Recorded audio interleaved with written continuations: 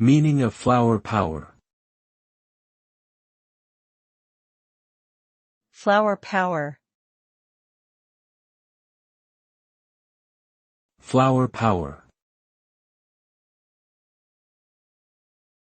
Flower power. Flower power.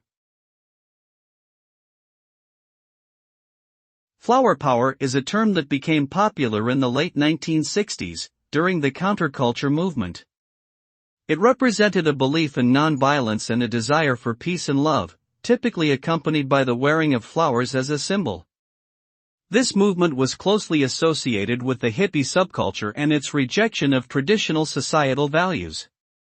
The term has since become shorthand for the broader cultural shift that occurred during this period, including changes in fashion, music, and attitudes towards social issues.